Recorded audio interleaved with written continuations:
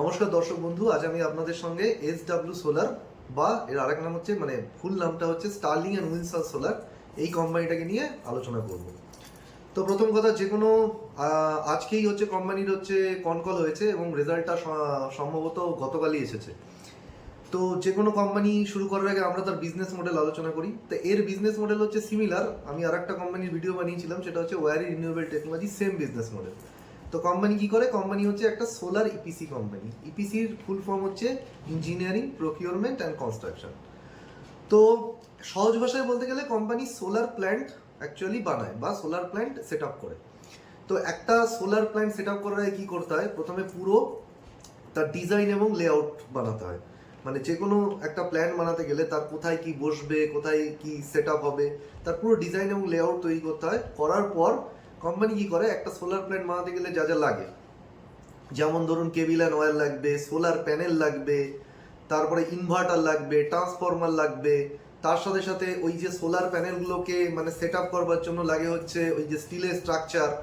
তো এই সমস্ত জিনিস কোম্পানি জোগাড় করে বাইরে থেকে, অন্যান্য কোম্পানি থেকে কিনে সেইগুলো দিয়ে সে পুরো প্রজেক্টটা সেট আপ করে, প্রজেক্টটা তৈরি করে তার ক্লায়েন্টের হাতে হ্যান্ড ওভার করে দেয়।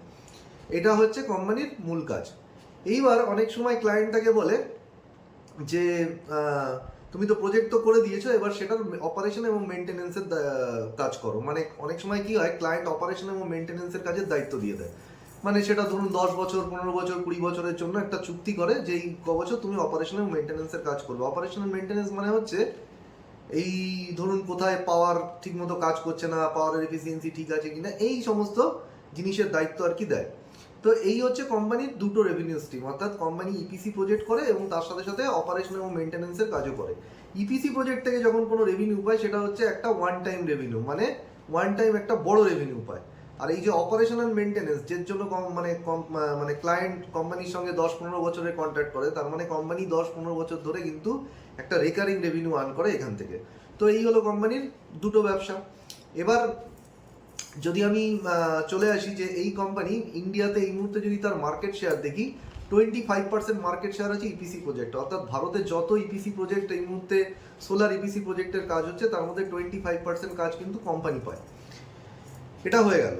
এইবার যদি আমি দেখি কোম্পানির রেভিনিউ মিক্স, অর্থাৎ কোন কোন জায়গা থেকে কোম্পানির কত পার্সেন্ট রেভিনিউ আসে, আমরা প্রথমেই বলেছি। আচ্ছা, বাই দ্য ওয়ে, এখানে আরেকটা কথা বলে রাখা দরকার।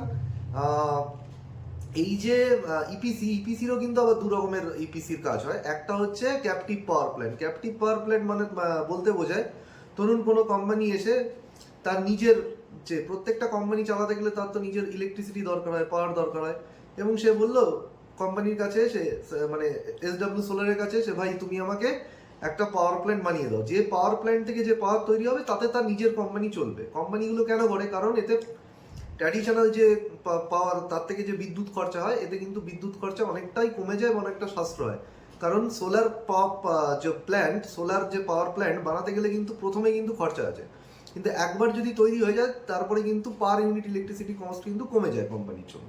সেই জন্য তারা এসে বলে যে ভাই তুমি একটা বানিয়ে দাও আমাকে। তো জেনারেলি কি করে কোম্পানি, এই সমস্ত অন্য কোম্পানি যাদের নিজেদের ক্যাপটিভ কনজামশনের জন্য, নিজেদের ইউজ করবার জন্য কিন্তু সোলার পাওয়ার প্ল্যান্টকে বানিয়ে দিয়ে আসে। এটাকে বলে ক্যাপটিভ পাওয়ার প্ল্যান্ট, সিপিপি। এটা ইপিসিরই একটা পার্ট। দ্বিতীয় আর একটা আছে, সেটা হচ্ছে IPP, independent power producer. IPP কোম্পানিকে দেখা গেল গভর্নমেন্ট অথবা কোনো প্রাইভেট কোম্পানি এসে বলল যে 2 গিগাওয়াটের একটা পাওয়ার প্ল্যান্ট বানাও। এবার কোম্পানি সেখানে 2 গিগাওয়াটের একটা পাওয়ার প্ল্যান্ট বানালো এবং গভর্নমেন্ট অথবা ওই প্রাইভেট ক্লায়েন্টের সঙ্গে চুক্তি করলো যে এখানে যে পাওয়ার উৎপন্ন হবে সেটা আগামী 10 বছর কি 15 বছর কি 20 বছর ধরে সে সেই কোম্পানিকে বেচবে। এই যে চুক্তি হলো, এটাকে বলা হয় পাওয়ার পারচেস এগ্রিমেন্ট। অর্থাৎ এই পাওয়ার পারচেস এগ্রিমেন্ট অনুযায়ী এটা 10 সাল অথবা 10 বছর, 20 বছর, 25 বছরের জন্য হতে পারে, লং টার্মের একটা এগ্রিমেন্ট হয়।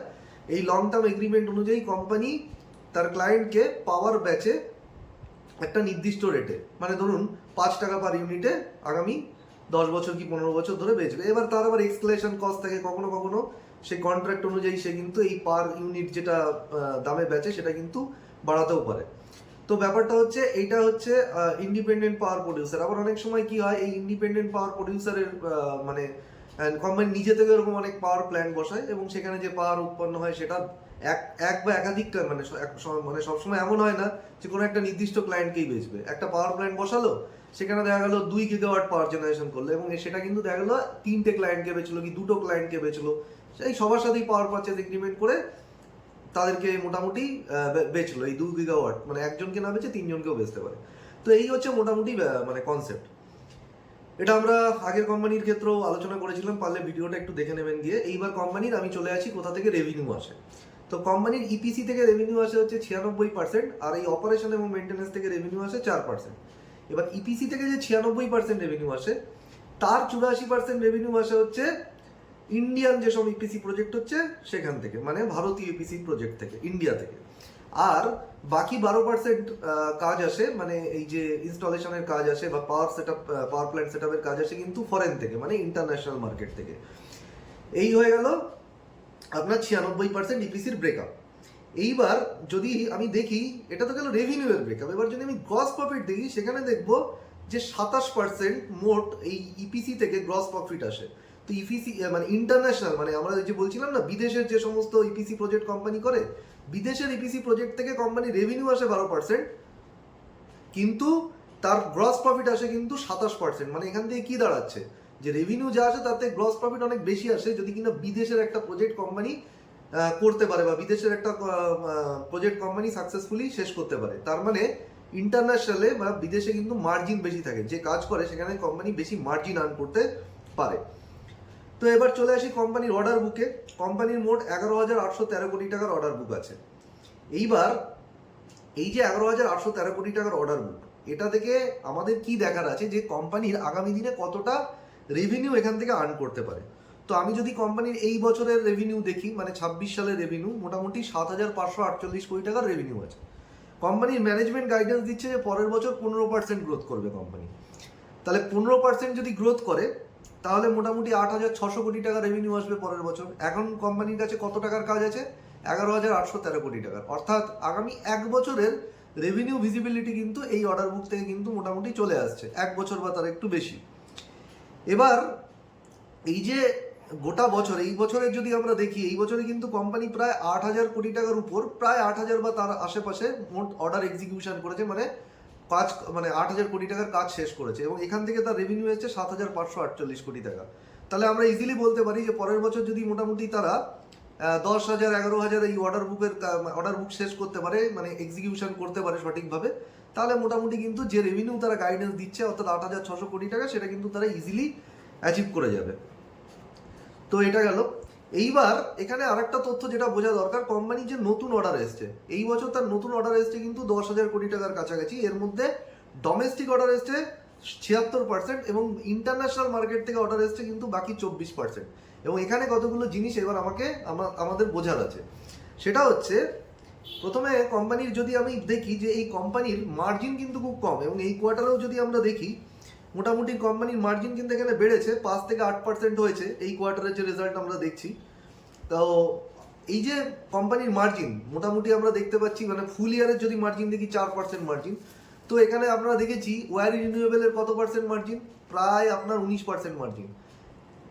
আর একটা কোম্পানি আছে কেপিআই গ্রিন এনার্জি, এরই কম্পিটিটর, সেখানে মার্জিন আপনি দেখবেন মোটামুটি কত, প্রায় 27-28% কি 30%-এর কাছাকাছি। মার্জিন কম এই কারণেই, কারণ কোম্পানি হচ্ছে এতদিন ধরে মানে মূল লক্ষ্য ছিল মার্কেট শেয়ার ক্যাপচার করা। এই জন্য দেখবেন এই কোম্পানির মার্কেট শেয়ার অত্যন্ত বেশি, কিন্তু মার্কেট শেয়ার ক্যাপচার করতে গিয়ে মানে যেটা হয়, কোম্পানি যখন কোনো প্রজেক্টে বিড করে তখন সেই প্রজেক্টটাকে মানে নিজে পাওয়ার জন্য, মানে প্রজেক্টে যখন বিড হয় প্রজেক্টটাকে পাওয়ার জন্য তারা কি করে, মানে একদম কম প্রাইসে বিড করে। এবং যখন দেখবেন কোনো প্রজেক্টের টেন্ডার আসে, সেই টেন্ডারে যখন যে সবথেকে কম প্রাইসে বিড করে তার সে প্রজেক্ট পেয়ে যায়। তো কোম্পানি কিন্তু কম দামে যখন বিড করে, মানে সবথেকে কম মার্জিনে কাজ করে দেওয়ার কথা বলে, মানে যে সবথেকে কম মার্জিনে কাজ করে দেওয়ার কথা বলে সে তো প্রজেক্ট পেয়ে যায়, কিন্তু প্রবলেমটা হচ্ছে এতে কোম্পানির মার্জিন কমে যায়। সুতরাং এটাই হচ্ছে মার্জিন কম হওয়ার কারণ। এবং মার্কেট শেয়ার যে এতটা বেশি, এটার কারণ কিন্তু এটা, কারণ কোম্পানি র্যান্ডম বিড করতো এতদিন ধরে এবং সেখানে কোম্পানি কাজ পেয়ে যেত কিন্তু খুব কম মার্জিনে সেই কাজ করতো। সেই জন্য আমরা দেখছি তার কম্পিটিটরদের থেকে মার্জিন অনেক কম। এবার কি কি লিভার আছে আগামী দিনে বা গ্রোথ আছে যেখান থেকে মার্জিন কোম্পানির বাড়তে পারে। তো একটা যেটা হচ্ছে যে এই যে ইন্টারন্যাশনাল অর্ডারের কথা আমরা বললাম, তো তো এখন যদি আমরা নতুন অর্ডার দেখি, আমরা বলছি যে 24% যে নতুন অর্ডার সেটা এসছে কিন্তু ইন্টারন্যাশনাল মার্কেট থেকে। তাহলে এখানে বুঝতে হবে এখন কিন্তু 12% রেভিনিউ আসে ইন্টারন্যাশনাল মার্কেট থেকে, 24% নতুন অর্ডার ইন্টারন্যাশনাল মার্কেট থেকে আসছে। তার মানে আগামী দিনে কিন্তু কোম্পানির মার্জিন কিন্তু বাড়তে চলেছে, এবং এই জন্যই কোম্পানির ম্যানেজমেন্ট গত কোয়ার্টারের যে কল হয়েছিল 5% মার্জিনের গাইডেন্স দিয়েছিল, যেটা এখন মোটামুটি 4% ঠেকেছে। তার মার্জিন বাড়ানোর যে মূল লিভার, তার কারণ হচ্ছে ইন্টারন্যাশনাল রেভিনিউ যত বাড়বে তত কিন্তু তার মার্জিন বাড়বে। সেটা দেখতে পাচ্ছি যে ইন্টারন্যাশনাল অর্ডার ফ্লো কিন্তু বেড়েছে। দ্বিতীয় যে বিষয়টা এখানে হচ্ছে, যদি কিনা আমরা দেখি কোম্পানির যে বিডিং পাইপলাইন পরের বছরের জন্য, মানে কোম্পানি যেসব নতুন প্রজেক্টে কোম্পানি বিড করছে, তো এই মুহূর্তে 31 গিগাওয়াট বিডিং পাইপলাইন আছে, মানে 31 গিগাওয়াট বিভিন্ন প্রজেক্টে যে সমস্ত কোম্পানি বিড করে বসে রয়েছে, এবং সেই যেগুলো বিড করছে পরের বছরের জন্য, তার মোটামুটি বিডিং পাইপলাইনে 88% হচ্ছে ভারতীয় প্রজেক্টে বিড করছে, এবং বাকিটা কিন্তু ইন্টারন্যাশনাল প্রজেক্টে বিড করছে। তো এই যে বিডিং পাইপলাইন, এটা কিন্তু একটা অপরচুনিটি বলা যেতে পারে কোম্পানির জন্য। এছাড়াও যদি আমরা দেখি, কোম্পানি এই কোয়ার্টারে 1.2 গিগাওয়াট, মানে 1 গিগাওয়াটের একটু বেশি মানে অর্ডার জিতেছে, একটা টার্নকি প্রজেক্ট জিতেছে কোল ইন্ডিয়া থেকে। কোথায় জিতেছে? রাজস্থানে। আচ্ছা, এই টার্নকি প্রজেক্ট মানে কিন্তু আমরা একটু বুঝিয়ে দিই, কারণ ইপিসি প্রজেক্ট দু রকমের হয়। একটা হচ্ছে পিওর ইপিসি, মানে যেখানে কোম্পানি শুধুমাত্র এই পাওয়ার প্ল্যান্ট সেট আপ করে দিয়ে দেয়, মানে ক্লায়েন্ট সমস্ত প্রোডাক্ট দিয়ে দেয়, ইনভার্টার থেকে শুরু করে কেবিল টেবিল যা যা লাগে সব ক্লায়েন্ট দিয়ে দেয়, কোম্পানি শুধু সেটাকে কাজটা করে দিয়ে দেয়। তো সুতরাং সেখানে মার্জিন কম থাকে। টার্নকি প্রজেক্টে কি হয়, যা যা জিনিসপত্র কোম্পানি কিন্তু নিজে সমস্ত কিন্তু জোগাড় করে কিন্তু পুরো প্রজেক্টটাকে পুরো সেট আপ করে ক্লায়েন্টকে দেয়, মানে ক্লায়েন্ট এখানে বলে ভাই মাল যা যা লাগবে সব তুমিই দেবে। তো যেখানে কোম্পানি এরকম টার্নকি প্রজেক্ট করে, নিজেই সমস্ত মাল দেয়, সেখানে কিন্তু কোম্পানি কিন্তু মার্জিন কিন্তু বেশি থাকে। এটা গেল। তার সঙ্গে সঙ্গে আমরা বলেছি কোম্পানি কিন্তু এতদিন ওই আইপিপি, যে ইন্ডিপেন্ডেন্ট পাওয়ার প্রডিউসার, সেই প্রজেক্ট কিন্তু কোম্পানি করতো না, কারণ বাট আইপিপি প্রজেক্টে কিন্তু মার্জিন বেশি থাকে। এই যে কেপিআই গ্রিন এনার্জি, এর মার্জিন এত বেশি, তার কারণ হচ্ছে তারা ইন্ডিপেন্ডেন্ট পাওয়ার প্রডিউসার, তার নিজস্ব তারা কিন্তু বেশ কিছু এরকম আইপিপি প্রজেক্ট চালায়। কিন্তু বর্তমানে কোম্পানি একটা 50 মেগাওয়াট, খুব কম ছোট সাইজের একটা প্রজেক্ট মহারাষ্ট্রে আইপিপি প্রজেক্ট পেয়েছে। তো এইগুলো হচ্ছে কোম্পানির জন্য মার্জিন ড্রাইভার। এছাড়াও তো এগুলো মোটামুটি ওভারঅল অপরচুনিটি, প্লাস মার্জিনের জন্য তো কোম্পানির ভালো, প্লাস এই যে ব্যাটারি এনার্জি স্টোরেজ সিস্টেম, কারণ আমরা জানি এখন যে অর্ডার আসছে, গভর্নমেন্ট বলছে যে কোনো ইপিসি কোনো কোম্পানিকে অবশ্যই কিন্তু battery energy storage system development করার ক্যাপাসিটি থাকতে হবে। জেনারেলি এই ধরনের ইপিসি কোম্পানি নিজে কোনো ব্যাটারি এনার্জি স্টোরেজ সিস্টেম বানায় না, বাট তারা অন্য জায়গা থেকে কিনে প্রজেক্টে কিন্তু ইনস্টলেশন করে দেয়। তো এখনো পর্যন্ত তাদের নতুন যে অর্ডার, মানে তারা কিন্তু মানে প্রায় নতুন যে অর্ডার পেয়েছে তার 20% কিন্তু এই battery energy storage system order থেকে পেয়েছে। এবং তারা কিন্তু এতদিন পর্যন্ত শুধু সোলার স্পেসে কাজ করতো, মানে শুধুমাত্র সোলার ইপিসি প্রজেক্ট করতো। এখন কিন্তু তারা উইন্ড ইপিসি প্রজেক্টও করবে, মানে উইন্ড প্ল্যান্ট কিন্তু সেট আপ করবে, মানে যেখান থেকে বাতাস থেকে যে বিদ্যুৎ জেনারেশন হবে। তো এই হচ্ছে মোটামুটি কোম্পানির অপরচুনিটি সাইডও আমরা দেখলাম। এবার কোম্পানির যদি পারফরমেন্সে চলে আসি, তো ওভারঅল পারফরমেন্স কিন্তু একদম আশাপ্রদ, মানে একদমই ভালো হয়নি। যদি আমি দেখি কোম্পানি রেভিনিউ গ্রোথ, তো ফুল ইয়ার কিন্তু 20% রেভিনিউ গ্রোথ এসছে, যদি কিনা গত বছরের থেকে 25 সালের থেকে 26 সাল দেখি। কিন্তু যদি আমি এই কোয়ার্টারের রেভিনিউ দেখি, এই কোয়ার্টারের রেভিনিউ কিন্তু কোম্পানির কিন্তু পড়ে গেছে 23% রেভিনিউ ফল করেছে। এবং কোম্পানির যদি আপনি দেখেন, কোম্পানির রেভিনিউয়ের মধ্যে কোনো কনসিস্টেন্সি আপনি দেখবেন না। পাস্টেও দেখবেন রেভিনিউ কখনো আপ কখনো ডাউন, ঠিক একই ট্রেন্ড আপনি দেখবেন কোম্পানির। যদি আপনি দেখবেন ইবিডা, মানে যে অপারেটিং প্রফিট, এ বোধহয় 14% গ্রোথ এসছে, কিন্তু আমার কথা হচ্ছে রেভিনিউ গ্রোথ যদি কোম্পানি না আসে, তো আমি এই প্রফিটের গ্রোথ দেখে করবোটা কি? কারণ প্রফিটের গ্রোথ এসছে, র মেটেরিয়ালের দাম পড়ে গেছে বলে প্রফিটের গ্রোথ এসছে, বা এইটা হচ্ছে আসল কারণ। তো এরকম গ্রোথ আমার চাই না, আমার চাই কিন্তু হচ্ছে টপ লাইনের গ্রোথ। যদি কিনা কোম্পানি সেলস বাড়ে এবং সেখান থেকে মার্জিন বাড়ে, তাহলে ঠিক আছে।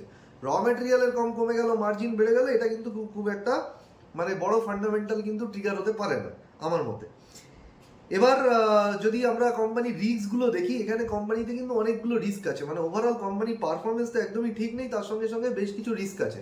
প্রথম কথা, এই যে সেপ্টেম্বর মাসে আমি এই কোম্পানিটাকে যখন ট্র্যাক করা শুরু করেছিলাম প্রথম, তখন দেখেছিলাম আমেরিকার একটা কোম্পানির সঙ্গে কিন্তু কোর্টে কেস চলছিল। মানে 2022 সালে এরা কোনো আমেরিকান একটা কোম্পানিকে কিছু কাজ দিয়েছিল, এবং সেখান থেকে বেশ কিছু ডিসপিউট তৈরি হয়, এবং কোম্পানি কিন্তু কোর্টে মামলা করে, কিন্তু সেই মামলায় কিন্তু তারা হেরে যায়। তার ফলে কি হয়েছে, 580 কোটি টাকা কিন্তু ক্ষতিপূরণ তাকে দিতে হয়েছে। এই যে ক্ষতিপূরণ দিতে হয়েছে তার জন্য কিন্তু তাদের এই প্রফিট থেকেই ক্ষতিপূরণ দিতে হয়েছে। সেই জন্য আমরা দেখব 2 কোয়ার্টার আগে আপনি গিয়ে যদি দেখেন তাহলে দেখবেন কোম্পানি কিন্তু বিশাল বড় লসে ছিল, এবং এই কোয়ার্টারেও যদি আমরা দেখি কোম্পানির কিন্তু মানে বিশাল বড় যদি ওভারঅল ফুল ইয়ারে দেখি তাহলে কিন্তু কোম্পানি এখনো পর্যন্ত কিন্তু লসে রয়েছে।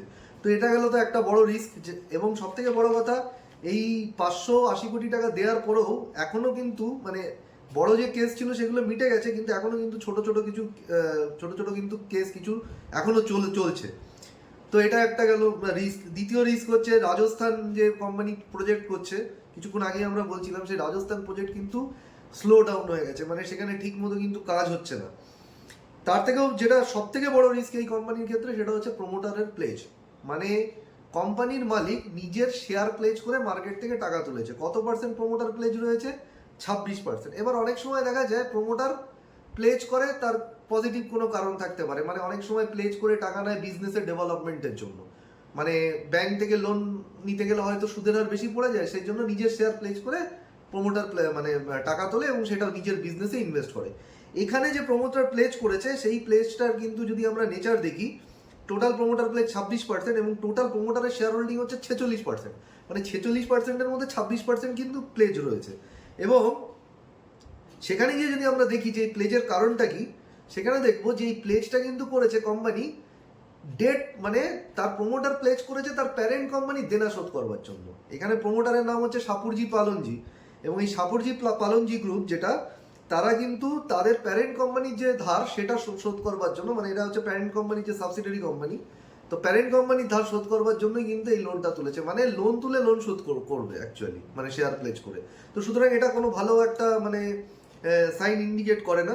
এর মেজর শেয়ার হোল্ডার হচ্ছে রিলায়েন্সের পাশে প্রায় রিলায়েন্সের কাছে 32% শেয়ার রয়েছে এই কোম্পানির, কিন্তু রিলায়েন্স এখনো পর্যন্ত কিন্তু কোনো প্লেজ করেনি তাদের শেয়ার। তো ওভারঅল আমরা দেখতে পাচ্ছি যে কোম্পানি কিন্তু ভীষণ রিস্কি কোম্পানি, এবং কোম্পানির ম্যানেজমেন্ট যে গাইডেন্স দিয়েছে 15% রেভিনিউ গ্রোথ, গত কোয়ার্টারে তারা গাইডেন্স দিয়েছিল 15 থেকে 20%, তাহলে হিসাব মতো এখন কিন্তু শুধু 15 বলছে, তার মানে মার্জিন কিছুটা, মানে গাইডেন্স কিছুটা কিন্তু তারা ডাউনগ্রেড করছে। এবং 5% যে মার্জিনে তারা ব্যবসা করে, 5% মার্জিন মানে এই স্পেসে যেখানে মানে কম্পিটিটরদের কেউ 25%, 30%, কেউ 15%, 20%-এ সব মার্জিন মানে জেনারেট করছে বিজনেস থেকে, সেখানে এই কোম্পানির 5% মতো মার্জিন কিন্তু একদমই মানে নেগলিজেবল। তো এখানে হচ্ছে এই শেয়ারটা তাদের জন্য যারা হচ্ছে হাই রিস্ক ইনভেস্টর, মানে আপনার রিস্ক যদি আপনার মানে হাই রিস্ক নেওয়ার ক্যাপাসিটি থাকে, তো এখান থেকে যদি কোম্পানি যদি টার্ন অ্যারাউন্ড করতে পারে তাহলে এই শেয়ার কিন্তু আপনি আপনার প্রপার রিস্ক মানে অ্যানালিসিস করে কিন্তু নিতে পারেন, বা সেটাকে ভাবতে পারেন, আরও স্টাডি করতে পারেন। কিন্তু মোটামুটি যারা মানে এই হাই রিস্ক নিতে চান না তাদের জন্য কিন্তু এই শেয়ার নয়, কারণ এখানে আমরা দেখতে পাচ্ছি বেশ কিছু কিন্তু বড় সড়ো রিস্ক রয়েছে। তো এটা ছিল ওভারঅল ডিসকাশন। তো আশা করি আপনাদের ভিডিওটা ভালো লেগেছে। যদি ভালো লেগে থাকে তাহলে লাইক, শেয়ার এবং সাবস্ক্রাইব করুন এবং আপনার বন্ধুদের সাথে শেয়ার করুন। তো এই বলে আমি আমার বক্তব্য শেষ করছি। ভালো থাকবেন।